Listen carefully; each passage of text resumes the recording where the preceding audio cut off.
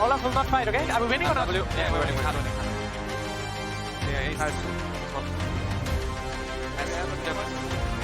Nice, guys. Now 2 more, guys. 2 more. 2 more. Guys, do you guys hear boss music? G2 woke up. Yeah. Yeah. Yeah, it really did. Well, Mikyx woke up. Poke the bear. I mean, did he need to wake up? He played well, but he could stand like 3 years behind his team and still do a really effective job. So, well, compared to game 1 and 2, yeah, very true. He did wake up. So I'm happy with this Mikyx. I love this Mikyx. What a stomp. I mean, to come back after the first 2 games, right? And you gotta be in BDS's shoes right now. We talked about it so much. And the thing is, why do we talk about so much? Because these things happen. Now, they haven't happened yet, Odo, but can you put me in the shoes of both G2 coming into this 3rd game and playing the way they did, and BDS getting that shellacking after going into that game on match point? I think it's more of a matter of how did GDS, how did G2 and how did BDS play in the first 2 games? Because even though it was a 2-0, it was quite back and forth. Everyone could have won at any point of the game. And you can't get, too relaxed given that all the games were not, complete storms or convincing, because this one was our most convincing game, and I feel like this is the type of game that will give G2 more, I wouldn't say relaxation, but more confidence going forward, and also kind of spook BDS. Yeah. What changes was it? I mean, the Seraphine did work, yeah, right? I think the Seraphine was a big change. The fact that they were able to get pressure in bot lane really helped, and Mikyx wasn't on something that it would have to be as aggressive. It wasn't the primary engage. The idea was we let them come onto us and then we can fight from that position, right? And I think the game really was over after that Drake fight. Yeah. It was like 4 minutes into the game, you see BDS over-investing on a dragon fight. Oh, it wasn't even a dragon fight, it was at the dragon pit, right? The dragon, yeah. And they start losing, and it's really indicative of how the game's going to go. I think BDS, if they had waited a little bit, got 2 items on Corki Ezreal, they could have won some of these fights. But as soon as you go for these early plays and you don't get anything out of it, all you're doing is allowing the double enchanters, double AD to really scale into the game even quicker than they're meant to. Well, I like this adaptation in terms of, the style of the team comp. I think an added bonus, a secondary bonus, is the fact that you are building a team comp, and especially a bot lane with Seraphine, that is catering to Hans, because he has been quite, I would say, underrated coming into this series, because I think he has been ramping up slowly throughout, Summer Split and now season finals, and he's been playing very, very consistently, and he's been a powerhouse. So every time G2 gives a lot of resources to Hans, he is delivering at pretty much every step. Yeah, I think it works for both ways on both teams, and I think that's a good call out for Hans. Rather, also Caps, Caps had a tremendous game. We know how much he loves that Tristana, and then when you're given an advantage, obviously he's gonna push it. But let's get into it then in terms of what this series looks like from now on. BDS chose red side, so they are electing to stay on that side, thinking the solutions that we found in games 1 and 2, we can replicate those. Would you give them the same advice? I think it's all right, because the draft looked okay up until 4-5, where G2 had the adaptation of picking Seraphine, baiting the Braum to come through, and then all of a sudden everything went downhill and the Olaf didn't really find any sort of value. I think the first 3 looked okay, so if they cooked a lot and, their prep coming to today, they have a lot of plans and everything and how to fix this 4-5, I think it makes sense. I would have maybe liked to go blue side and kind of just chop the momentum off at its neck and just completely switch it over. But maybe they will prove me wrong again. Maybe. It's interesting psychologically, I feel like, Medic, because we had the situation where BDS last week, Adam was going for the Casio, and they were trying things and they were being inventive, which is something historically you had to do to beat G2. That is how MDK did it. But I feel like maybe they lured into a false sense of security, because they played pretty stock standard but good comps in games 1 and 2. So maybe they think they don't have to go there. Would you like to see them do it now?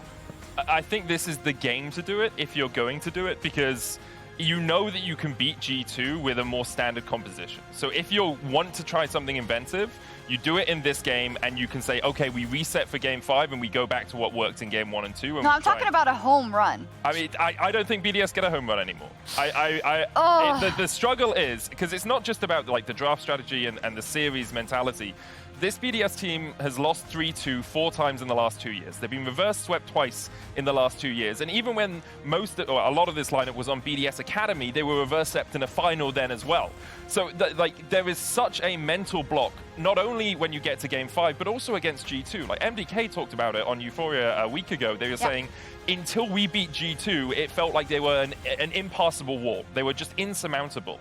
And BDS have to get over that. And the question is whether you try and do that this game, or whether you say, what worked for us in game 1 and 2 worked for us, so we're just going to do that again until it works again. It's an interesting question going into game 4. And one, if you answer incorrectly, you find yourself in a game 5 versus G2. I mean, I would go for it, because right now you can't take the coward's approach and, you know, just say, oh yeah, let's just try again. Because as I said again, game 1 and 2, they were not convincing wins. They were just back and forth, crazy back and forth, and both teams are really, really good. So I feel like you should try to maybe swap it up and do what worked last week, because you got 2 convincing wins with the Casio and the Cannon. yeah, why not? We got Because that was SK and this is G2. That's why not. You've been doomsaying BDS for the last 2 minutes. Just shut it. I would love BDS to win. Of course I would, right? It would be amazing for the region. It would mean only our finalists of the 3 remaining teams go to Worlds, and we would have a new champion of the LEC, which is incredible. It would be, but woulda, coulda, shoulda. Exactly. You gotta finish it, Yeah. right? Oh, it's so interesting, because G2, they think, well, if we don't make it to Munich, yeah, tough shit. We already are going to Worlds, and for BDS, they're back so against the wall, even more than they were perhaps before they came into this series. But I believe in them. Do you guys? I do. Well, I'm not sure. The Maybe. desk has swayed our minds, swayed our opinions. No, it hasn't really. We're just expecting this to go to 5 now. All of a I'm sudden. expecting That was Vedius starting it. Dagda's somewhere in the middle. Because honestly, I also think it's a better story if BDS then win in game 5. That would be crazy. That's the ultimate timeline. I think a lot of people missing context of the region might not understand how good G2 has been, or rather lack thereof, or how G2's dynasty has forever been shadowing the region of LEC. But I mean, look, it's been a season of firsts for BDS. They picked up their first win in that game 5 back in summer in playoffs. So could this be the first time that they take down G2 Esports? 1 game away. They pick red side again, which is a bit of a surprise for me. I thought they'd try and prioritize like Ashe on that blue side. But that says to me they might try and mix up their bands and maybe take that Ashe away. I think they really value the counter pick for top lane. It didn't work out for Adam in the previous game, but to be fair, that game was not really about him. The bot side of the map just fell out of control before he could really get involved, and then the Olaf just kind of fell off. The roll ban suggests that G2 is looking at the Ashe priority once again. The question is, how will BDS adapt their draft strategy? Will we see the Braum be let through? Will we see the Maokai ban once again from G2? BDS, do you consider this Ashe to be a problem that needs to be removed? The thing is, if you don't take away the Ashe, G2 first pick us, they then pick the Tristan on the next rotation if you don't take that away as BDS, and suddenly you have the very same problem that you had in the last game, which is that all these pushing lanes you can't really deal with. G2 gets to play a third game, and Caps is on a very comfortable champion form. So there, okay, is the Tristana ban. So more than likely going to be the Ashe, but at least you're getting some of that comfort away from G2. Yeah, I guess if I'm G2, I would think Ashe first pick. They're probably going to pick Maokai. I would want to put a higher priority on the Sejuani this time around. Game 1, they put the Ivern, but I think that having Mikyx as your kind of only engage is not reliable enough. I think the G2 are better set up if they also get that engage to come through from Yike. And I genuinely think Caps should consider something like a Yone. Sejuani Yone, I think, is a great combo. I think the Yone can also do well into the Corki. But maybe he's concerned about the amount of lockdown that something like the Maokai can bring into that chest. Also technically a flex for that Yone as well. So also true. I could also be the Lucian pick here. We've seen it a couple of times where it is just able to punish in the mid, but going to go for the Dragon instead. So Smolder going to be picked up. Definitely going to take a step back when it comes to having that priority in the mid lane, which is going to at least help out BDS in some regard. But I imagine, probably the Sejuani now to follow for G2, or at least some jungler, maybe the Ivern just once more. Okay. Nautilus priority We're back to this. Not on 3. That is a surprise. Ezreal, very likely going to be the lock in here for BDS. I mean, why not? Sure, in terms of the laning phase, it struggles, but there's always the possibility of a swap. I wonder if they'll prioritize something like the Rakan here for Labrov. We've seen how impactful it can be for him. You can see the deliberation right now between what they want to secure. The Ezreal is the easy pick, and that's what they're going to go for. It makes the most sense, especially when there are still multiple support options that are open, like Alistar still does well into Nautilus. We already looked, Leona is fine, Rakan is fine, so can't get rid of all of them. as G2. So imagine BDS on the opposite side, going to start to ban away the junglers, get rid of the Sejuani, maybe get rid of something like the Zyra or the Ivern would be the other big one for me, and just try and get G2 onto something that hasn't been their comfort picks, which is Yike on the carries. Ivern, Sejuani could very well be the bans here from BDS. Yep. G2, the Rakan taken away. Makes a lot of sense. I wonder if they will ban Leona or Rel, maybe Renata once again. We've seen Renata from Labrov before, but it's also quite good disengage. Just a good matchup, I think, into the Nautilus, or it can be at the very least. We're expecting the Sejuani here to pinch that kind of jungle, supportive, tanky type of option. And now I think we start pulling in our minds what we're going to see top. Because they're talking about it on desk. What made BDS a little bit special was how Adam could put some of these champions out of the hat that we talked about him struggling in the past. Things like the Kennen, things like the Cassio's been a pocket pick as well. Who knows what Adam's capable of for this fight? I was going to say final game, potentially final game. They get it across the line. Yeah, I could easily just be the Renekton as well. And just say, hey, look, we're happy to blind pick it. Strong pick. It's not like you're going to have too many issues finding answers in for Adam, but you're also not going to struggle as Broken Blade into that matchup. But it does mean when you get to the later stages, you're going to have a very difficult time into Ezreal, Corki, Maokai, but unless Gnar potentially as well. But a lot of that's the biggest problem with top lane, is that you kind of want some sort of damage to facilitate the Ashe pick, but yeah, a lot of those answers just aren't in the best of spots right now. I think we're looking at another Mundo. Yeah. Yep, I think it's a good Mundo game for BDS, which means that G2 need to, because the problem is, like, they'd love to slam a Kennen, I think, but then I don't love blind Kennen. Lovely. It's hard. Wait, is that this? It could be Smolder top. It could indeed. And that could be a Draven mid. So you're right. Oh, okay. Let's wait though. We do get that Zyra in the end. I know you guys were questioning a lot of the jungle pool that was banned out. AP added into the pool. Find out if that is legit. K'Sante, Renekton. I don't love Renekton here at all. I think it would be very bad. I think you're just going to get kited. K'Sante is safer. Wow. The most cheers for K'Sante that he'll ever get. I think the biggest difference to game one is that G2 have multiple damage sources this time. With the Ivern, you are very utility-based. This time around, you're just going to have way more AP at your disposal. I'm kind of surprised. Like, I think Mundo could work very well here, but instead they want more damage on the top side of the map.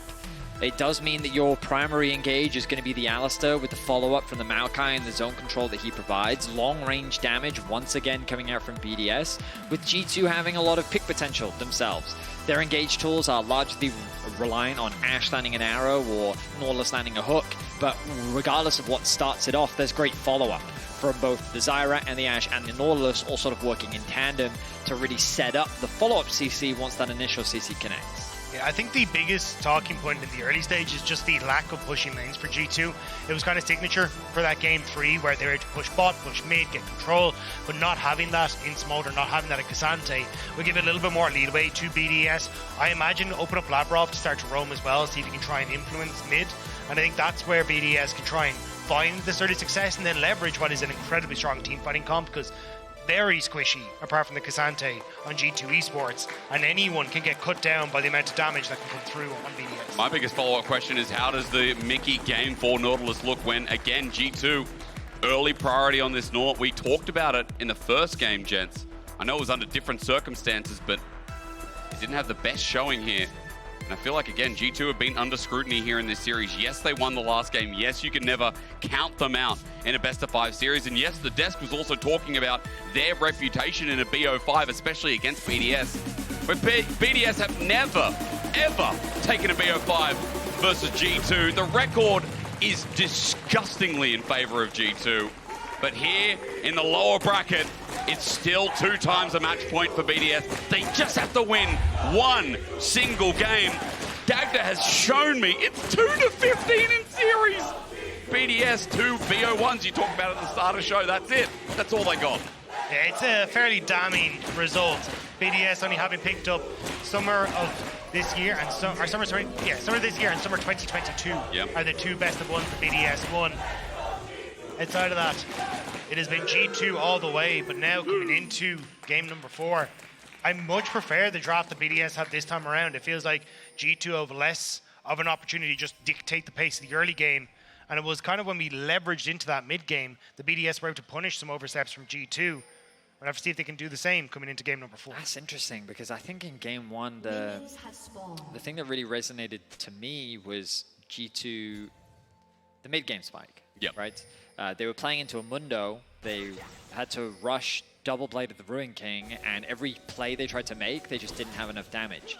Now, G2's patience is going to be crucial here as BDS go for once again the lane swap, knowing how difficult that bot lane 2v2 matchup is going to be, at the cost of hurting Adam. Broken Blade lying in the fog of war, hasn't been spotted. Now he has, but Adam out of range. Well, Mikyx just doing this again. I'm sensing deja vu. Sheo, how annoying it must be, but Mikyx here just decent damage to keep up and make Wolves a little bit slower. Smite comes through in the end, Sheo gets level 2, and Mikyx leaves for the time being to go back bot. Adam hovering around mids, as he often likes to do in these lane swap scenarios. Broken Blade going to do what he can to soak up as much XP as he can. The stacked wave into the dive is the play that we're expecting. Labrov trying to headbutt it back away to get him out of XP range, but yeah. I think he just... No, he actually didn't, so fair play to Labrov, actually been able to knock him out of experience range of that minion down, but we'll be able to get some of it underneath the tower. It's just a case of, just Broken Blade, how long does he want to try and stick around, especially with Sheo now starting to make his way up, and Adam there as well. Yeah, making the clear a little bit quicker there. You can see bottom side, Yike is just stealing away the red buff, and No way. oh my god! That was at 3 HP. Yeah, Broken Blade started E, not Q. Yeah. If he had Q... That blue buff was gone.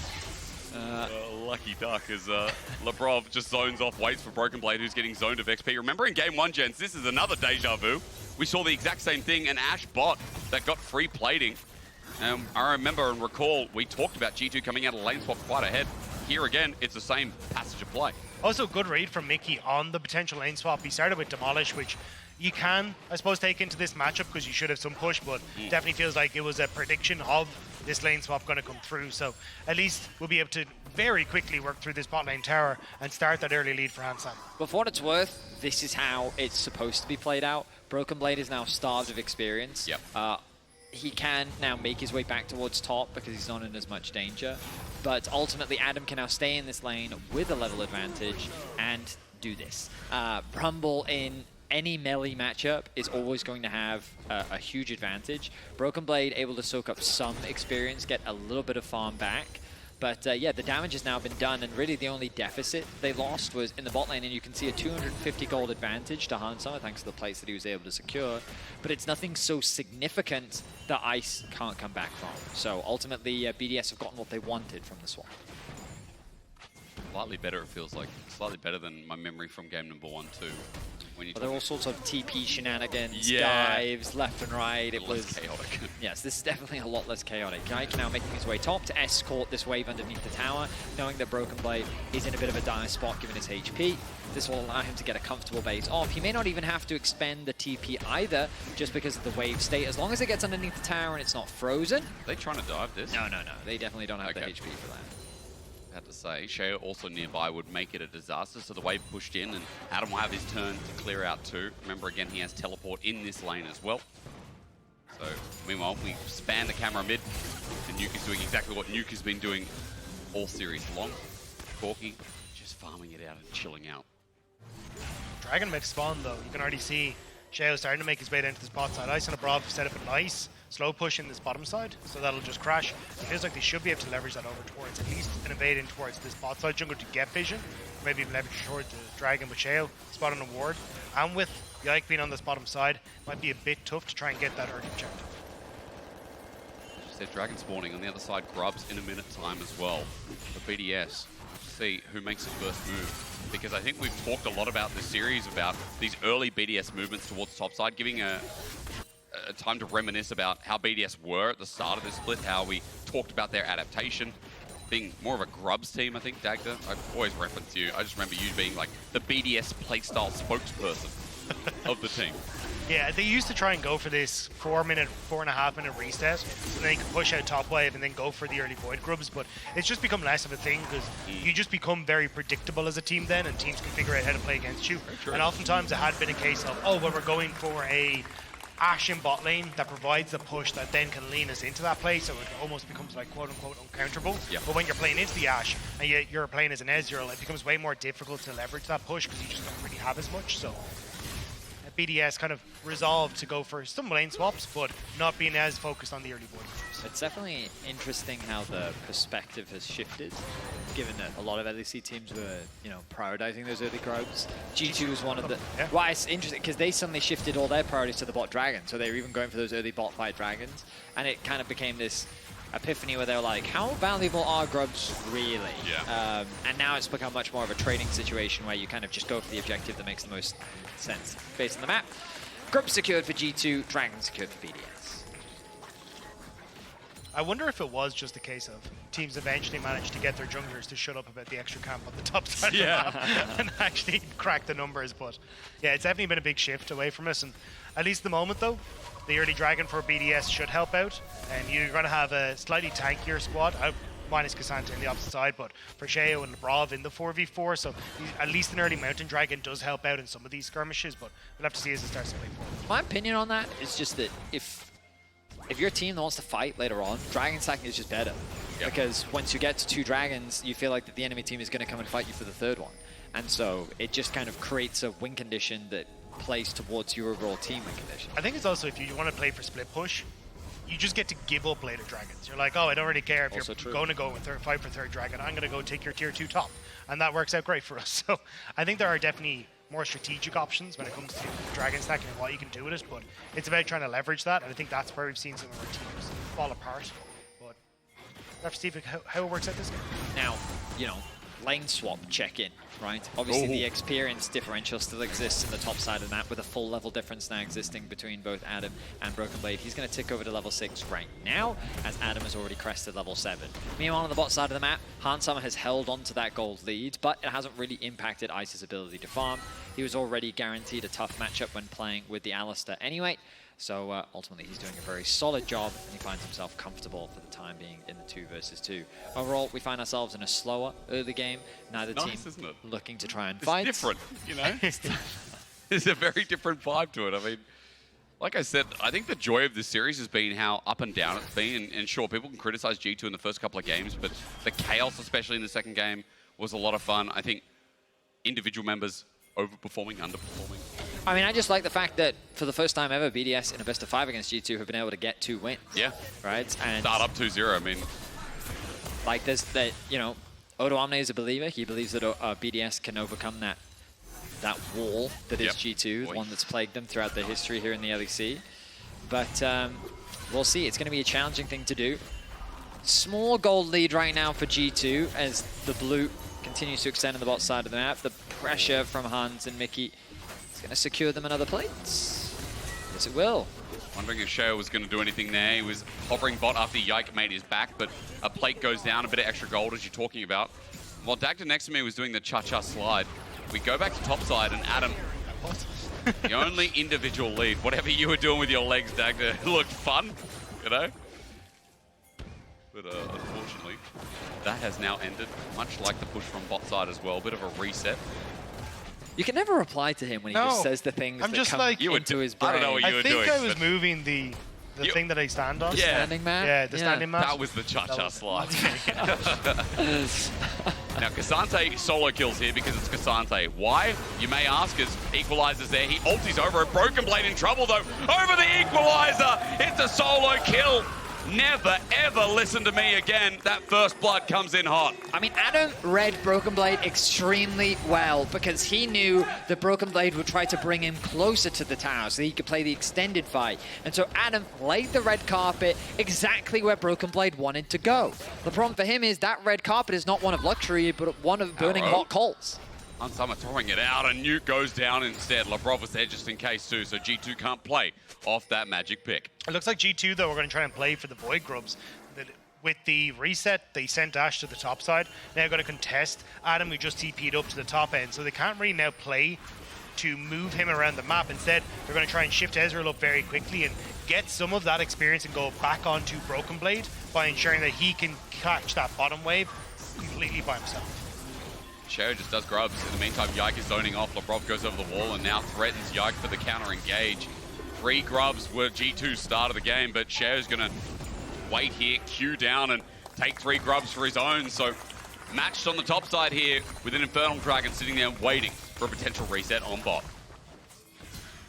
G2 just playing for Broken Blade there. They were never really going to be able to contest the Void Grubs because the positioning that BDS had, and you just used the Ashe to try and play for mid pick. So instead they're like, okay, we're going to shift Broken Blade down. He gets the wave that Adam isn't able to really get. He's gotten some plates off himself because they were expecting Ice to shift up towards that Void Grubs, and now you're in a perfectly okay spot, at least, to get some of that experience that Broken Blade needed. You can see it's actually evened up now with Adam. The biggest problem is just the gold deficit, thanks to that early success that Adam had. Ashe is going top lane. I feel like BDS could contest this, but I guess because Nuke still has to catch the mid wave and Ezreal can't really get involved right now, they don't want to take the risk. They'll be happy conceding it. It's not the end of the world, not a big deal. BDS say, fine, you have it. We're in a perfectly fine spot as is. I want to see what Labrov does here though, because Alistar hits level 6, potential dive on the cards here against Ansama. And then you've got Adam who has his ultimate back up and available. So you see Mikyx trying to trail Labrov up towards this top side, but without the vision control and without Sheo being in position either or the wave, looks like they're just going to back off it.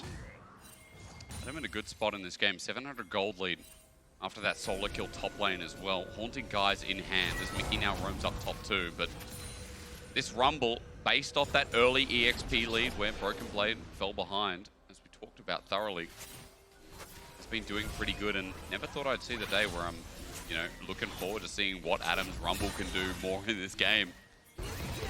Equalizer comes down, clears the wave, stops the potential dive. Sheo's also there just in case. It's a good bait from Mikyx though, because there's actually no Yike here, which is what BDS were worried about. So Adam wanted to ult the wave to prevent the dive in a 3 or 4 man group. So I actually wasn't sure if Yike was immediately going to move down to the bot side and try and make a play on towards Ice instead, just because you could see that BDS weren't sure on where the G2 jungler were, but he's just going to move up towards top side and secure that top camps instead. The equalizer timing, but it's not too long. Adam almost level 11, so keep in note that equalizer used to clear a wave will only end up being 40-50 seconds at the absolute max at this mid-game point. As again, we've said it's been a little bit slower, but I think it kind of builds up the trepidation of this series and all of the fun cast and narrative stuff that we've been telling you into your ears. I hope you've absorbed it. It's like coming from school and you got all this homework. And we will test you all on this We later. will test you. If this goes to a game 5, you better believe you're going to hand in your notes. If you want to watch the finals, you actually have to answer 5 questions. To get into Munich, we should do that. The audience can't get in unless they got a 10-page doc. You imagine that? I bought tickets, though. If you have just joined us, of course, the winner of this determines a lot. Because G2, they've already locked a spot at Worlds after winning the Summer Split. Which means that if they do win, both Mad and Fnatic will join them as part of our top 3 and will be our 3 world representatives. The seeding will be decided in Munich next week. If BDS win, Adam, hang on. Trouble all out is there over the wall, means he travels a fast journey, flashes away. The arrow is just an inch shy. Otherwise, Broken Blade had the blades to prove it. All right, so Flash traded for Ghost. But yeah, if BDS win, that means that only the finalists will be securing a spot at Worlds alongside G2. So even a win here for BDS would not confirm their spot at Worlds. They need to win 1 more best of 5 after that in order to lock the spot. The funny thing is it could be versus Mad, it could be versus Fnatic. I mean, they've already versus Fnatic in the bracket so far. Mad would be funny since Mad had the opportunity to go to Worlds thanks to G2 if this can go the distance, but we're setting up for Herald now, Daggies. Adam has reset, has managed to move up, so he's going to TP back to the bot side, whereas Broken Blade hasn't. So now he's just spotted now on that ward. G2 immediately move away, but bot terror and trade. He's indeed gone. I really think that G2 are being wise about this though, because we look at the atomization, Trinity Force spikes again for Nuke and Ice mean that G2 would very likely lose a fight. This Smolder isn't scaled up yet. Ansama isn't that strong on the Ashe just yet, and this is a large part of why they faltered in game one, trying to force fights before they were really ready to take them, and knowing how strong Adam is on this Rumble at this point in the game, I think it's wise to just concede these objectives and prioritize stabilizing the game as much as possible. I do think you're in a bit of a pickle here as G2 though, because you don't win out on side lanes as easily as you'd like. Yes, we can see that Broken Blade in the isolated 1v1 can beat Adam, but Adam can easily clear out waves. Nuke demolishes Caps in the side lane at the moment, despite the Triforce match. Corki just does more damage in the 1v1, so that's why you're seeing Broken Blade trying to match up against Nuke in this top side, because if you're able to isolate Corki to get chip damage on tower, you can always play for that tower take, then use Rift Herald on mid when Dragon spawns in 50 seconds, make it very tough for G2 to hold on to a lot of these outer turrets. My only contest at that point is I feel like at a certain point Smolder should shift that match. Yeah, but it's while Rift Herald's mid. That's fair. Yeah, in the next like 10 minutes. Yeah, I will say that I'm not really sure at what point Smolder kind of would beat a Corki in the 1v1. 2.5 to 3 items. That's where you're really starting to go. So that's why I think you've got about a 10-minute window here as BDS to try and leverage that advantage. Yeah. I like the conversation piece because, again, yeah, it is a ticking time bomb regardless, isn't it? I mean, Nuke has been great on the Corki in this series, and I think reliability for BDS is... I love the fan enthusiasm. Let's go G2. I go to bed and I still hear it. But again, I feel like that's what they need. G2, they are Europe at this point. G2, coming as from an Australian, when I think LEC, when I thought EU LCS, I thought G2 and bit of Fnatic. But Dragon's up. That's what's more important. Third Dragon here, TP coming in, Daggies. Set me up as arrow comes through, never mind. Double TP, Smolder's mum finds the rift. There's an engaged depth charge as well. Equalizer comes out as Sheo's ulti is a little behind. Summer untouched as Mikyx gets low. Massive rocket from Nuke, but Dragon resets. Still an option there for BDS with the health buff. We're starting to see the BDS patience slip, and G2 are punishing well. Ice steps up, tries to push back Sama, but Adam hadn't arrived, so Sama does a really good job of ulting him, getting that damage down. And Adam ends up getting pick off the back of it as a result. We gave a lot of praise to Ice in game one, him getting the better of Summer, but here in game four, Summer regaining his confidence. BDS looking to contest this. Summer regaining his position, or should I say Mikyx is as the Hexgate Rift makes things fast. Broken Blade with a big pick share. Re-engages as Hans gets poked on out. Ice, the position is huge! He re-engages, Labrov gets the 3-man knockup. Wait, BDS have woken up a little bit as Broken Blade gets tagged down, but Nuke is free firing. He's got an ace machine, and Caps ain't gonna be clean. BDS chased down. There's the Valkyrie forward. G2 running for their life as Nuke makes it a hard battle. They get the Dragon afterwards, and individual players from BDS make that a close fight. Just as I say it, Ice goes ahead and pops off. His positioning in the fight was fantastic. He landed a multi-man ultimate. He arcane shifted over the wall to put himself in a great position to follow up on the engage from the rest of BDS, and they were able to catch off Summer. We're seeing the second half of the fight where G2 felt like that they were strong enough with the numbers advantage, but look at the HP of Summer. Keep your eyes on him. Ice sees the angle, connects the Q, ease over the wall, lands an auto attack, and is able to find that pick. Then the follow-up from Labrov, a 3-man knockup. A 4v5 is just a well-played team fight from BDS. And that could be the beginning of BDS closing out this series. I think they can see the road, much like I saw the road in that team fight, and he started walking it.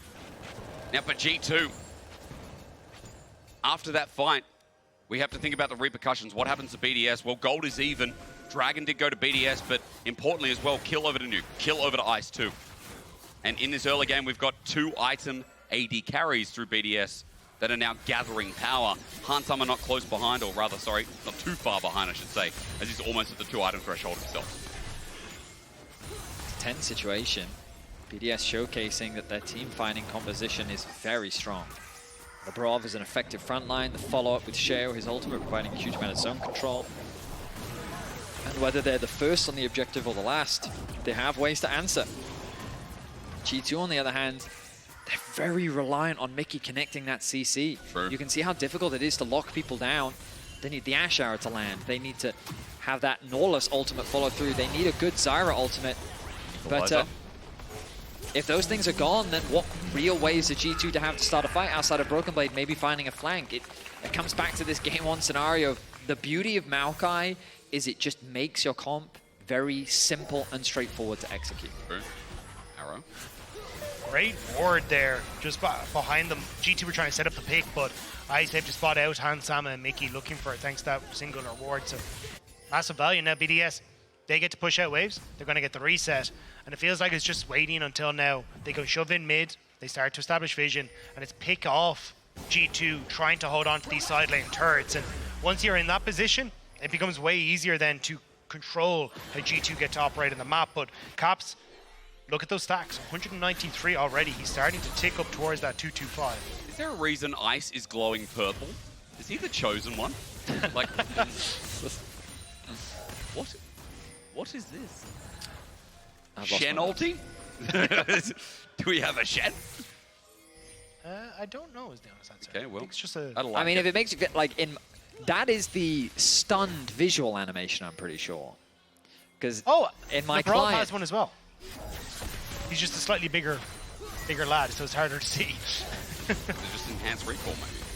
I mean, I think it's a visual bug, is what I can tell you. Because in the game client that I've been confirmed as a visual bug. Yeah. I like my one better. That he's the chosen one. And then Labrov as well with that last engage, kind of the same. But if I was a G2 supporter, right now I'd be making Caps purple because he is pretty close to getting his stacks.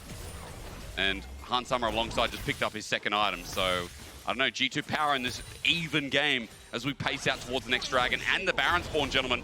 I need to pause quickly before we start setting up for that bottom objective because Broken Blade is being cheeky, but he's not going to pull and engage on Adam. Yeah, you can see this is where BDS are trying to leverage the fact that they have control over the map and have, well, specifically that mid lane turret down, because you're just playing off of 3-man mid into setup pressure on top side, so then you can try and take the top tier 1, but G2 are doing a good job of responding by quickly shoving out mid and then leaning to control that top end as well, using Hans Sama's hawk shot to spot out where BDS are moving. And now G2 in response, trying to do a similar thing to get control over the river for Dragon.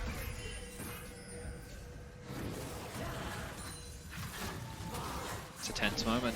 15 seconds. G2 find themselves in the river. BDS pushing out bot. Caps has to go and answer. The tower still there to be able to catch the wave. But at any point, we feel that a single fight could swing the momentum of the whole game. True. Because Baron is now on the cards. I like that Vedius is whispering. He's telling me that something's about to go down, but he doesn't want to wake the neighbors. Right now, G2 are going to start building up Rampage. They're onto the Dragon, and they don't care if they make noise. BDS walking in, the Dragon already gone. It's 2 apiece. BDS think about their position in this fight, but they don't pull any triggers. They have mid, they'll take the wave. But Dragon just goes over to G2, and BDS do not want to overforce. BDS might be able to get the mid tier 2 here, though.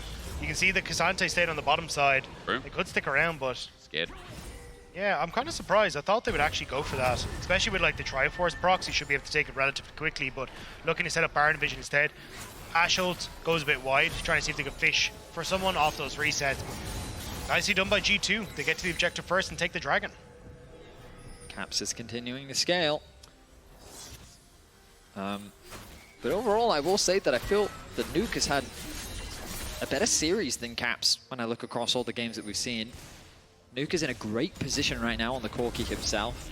He's already broken 1 record today.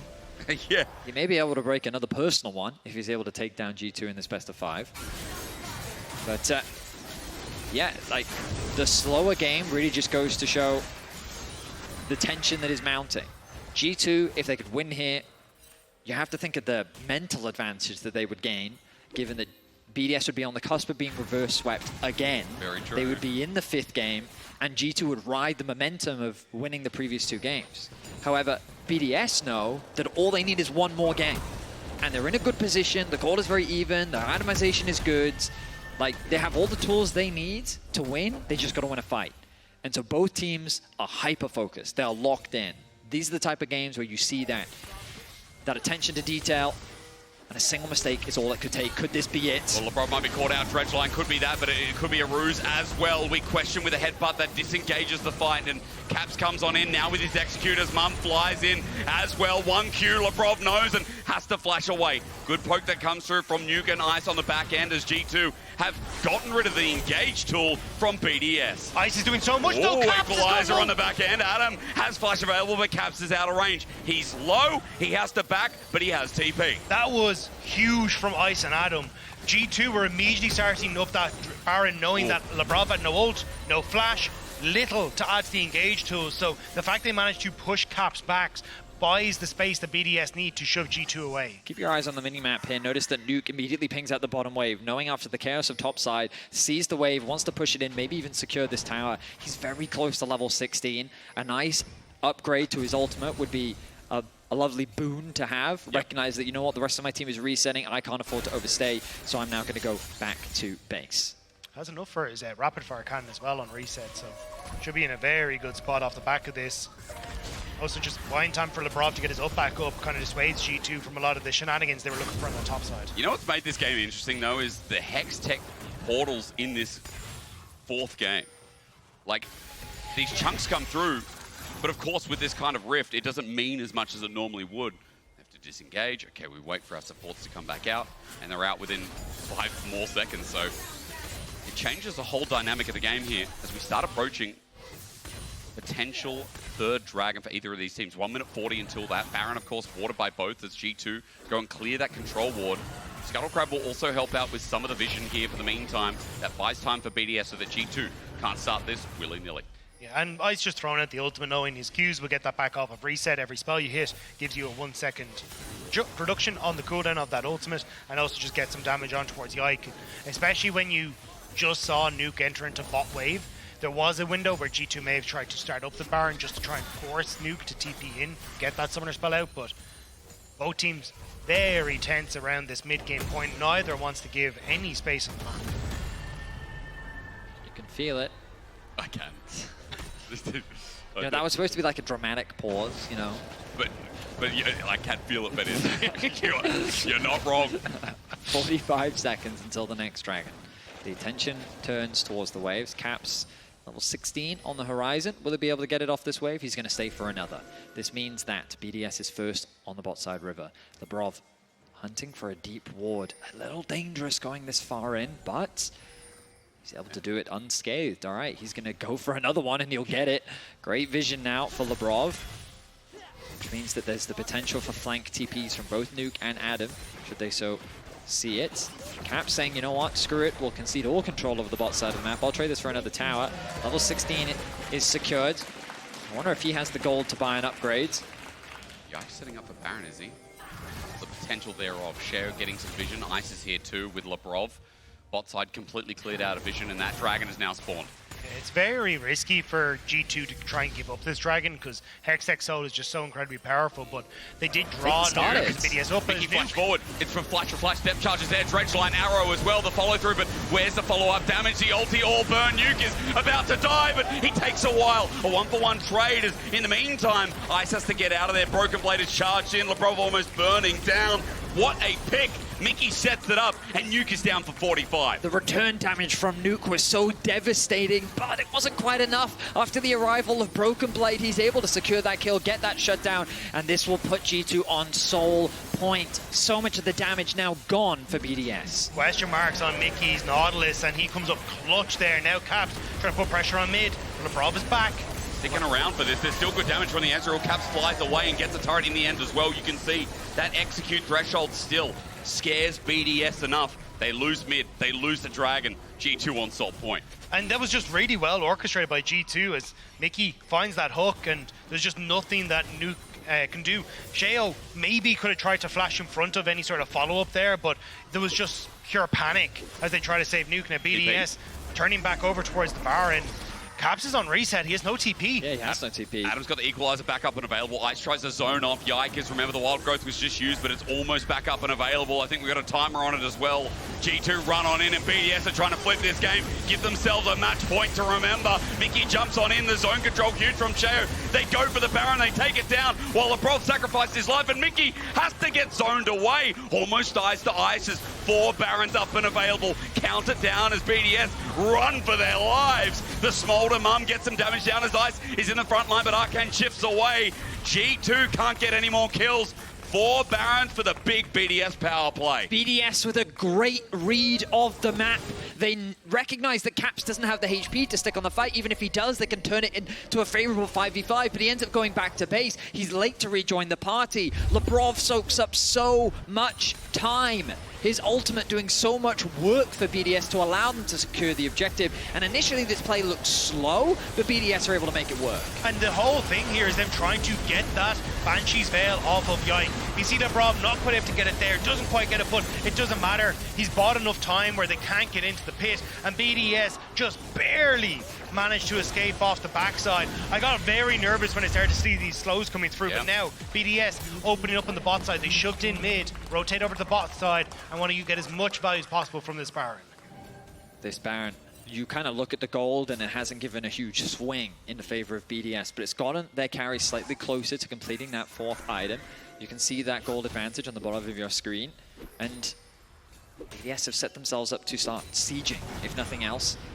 They do have great poke, especially with the Rumble ultimate. Sieging onto these towers is going to be very effective. The wave clear, I think, with Smolder is solid from G2, but I would argue if it's enough to weather the pressure. But the question then is BDS actually going to put that pressure down? Because right now it looks like that they're just they're neutralizing the game. They're just continuing to farm as G2 is just catching waves. That's the thing, you've only got 2 more waves to play off of here with those resets coming through, so it feels like for BDS, yeah, you got the outer turrets, but for G2, they're going to be very happy with that. And you're not really going to crack anything open that puts pressure onto Caps, who is still stacking, who is still becoming incredibly strong with Infinity Edge coming through next.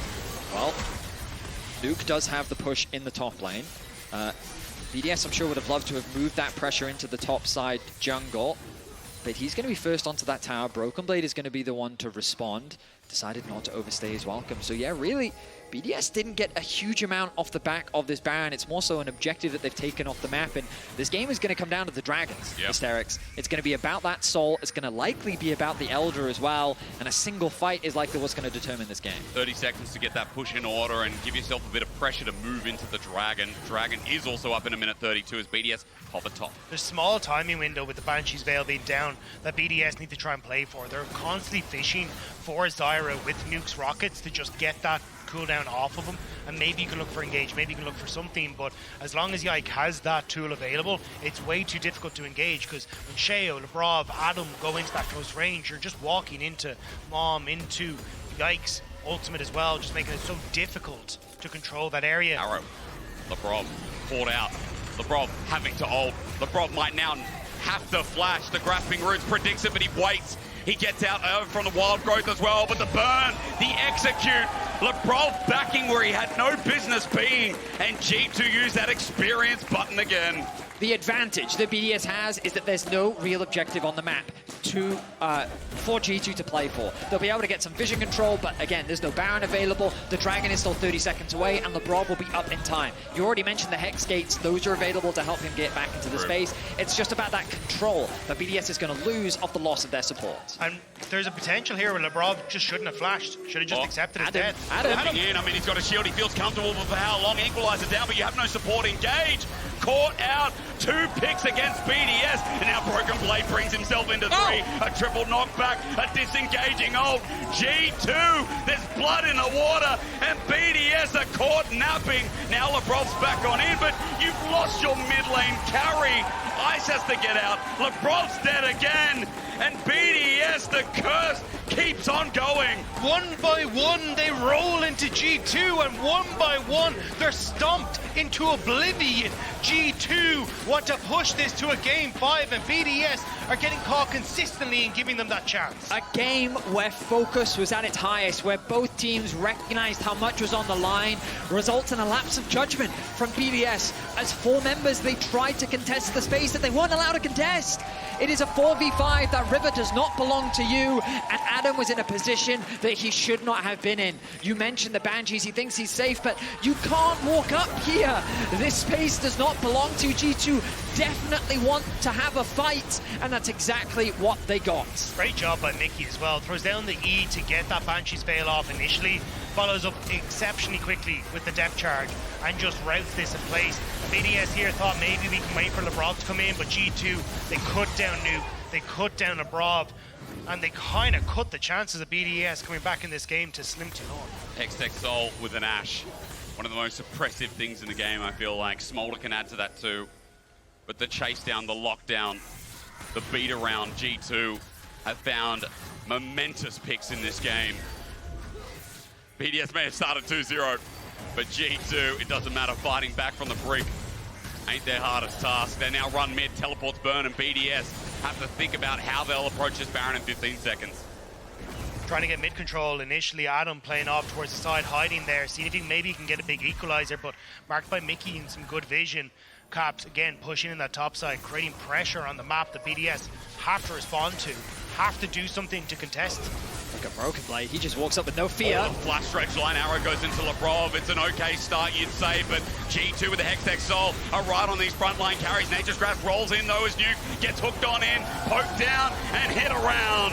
There in the back line, eyes go sky high as Labrov goes down low, but BDS too slow. G2 with another fight, and this time they're going to open up the base. G2 have scaled too well. Caps is online, Broken Blade is unkillable, and game 5 feels inevitable. G2 move over towards the Baron as a right prize for them. The kings of Europe are kings for a reason. They are not a team that will go quietly into the night. They will fight with everything that they've got. And BDS, those tiny mistakes have resulted in disaster. Broken Blade is truly unstoppable as he looks for another fight. Asante is only the start of it as well. Every time BDS go in now, G2 pick them apart. Arrow misses Adam, but that mid lane turret is going to die regardless with the Baron buff as well. BDS, I've talked about rabbits in hats so many times on this broadcast already. You better pull out too. They need some kind of miracle. They need some sort of magic to spark once more, but G2 feel like they've just shut down those embers. Completing just everything on the map that you're going to push out now and start to push in towards the base. There was a moment of tension, kind of converted into so much pressure for BDS, and it's Broken Blade exerting it all. Look at how he just menacingly walks up. Ice is immediately forced to retreat. Look at Nuke on the bottom side of your map. Yike is trying to zone him away. Mikyx turns his attention. Good damage comes out from Yike, and he's able to work with Hans to finish off that kill, while Broken Blade is single-handedly pushing the rest of BDS away. They can't get through him. He led that fight, walked up menacingly and stood there and said, what are you going to do? And they didn't even get through a quarter of his health bar.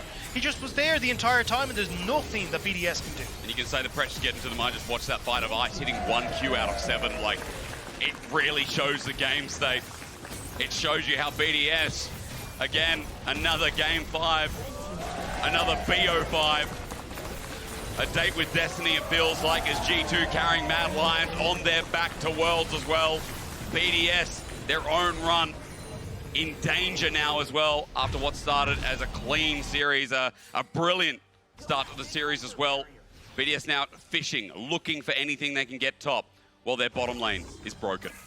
You can see after game 2, it was all smiles for BDS coming back to the stage, but now it's turned to sweat, turned to stress as they look towards that potential game number 5, one that has not looked good for them over the course of the organization's history. They managed to find 1 win in that game 5 this summer playoffs, but it was not against the G2, and it was not in a position like this.